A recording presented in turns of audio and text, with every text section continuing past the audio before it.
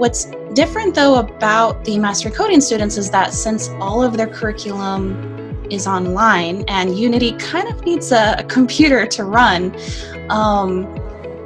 if any of my students don't have access to the internet or they don't have their laptop, they're in a bit of a pickle.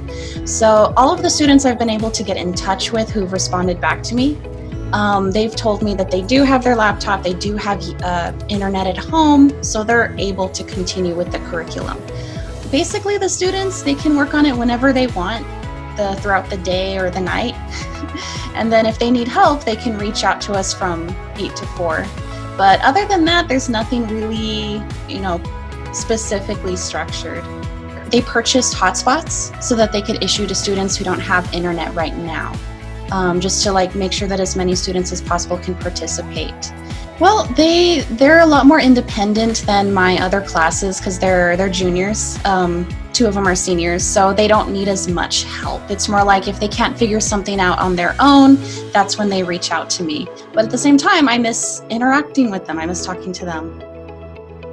Just for my students, it wasn't difficult for them to transition since we're already using an online platform. Also, most of the work isn't done during our lecture time, since I just check up on them and see if they need anything.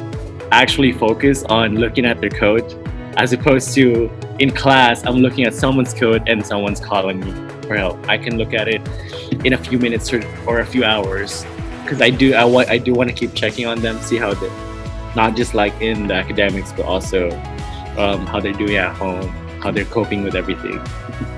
So I think it's important that we have that interaction. I have 1-hour Zoom sessions available to them Monday through Friday. They don't have to sign up to the class. It is just there in case they have a question, they're doing work.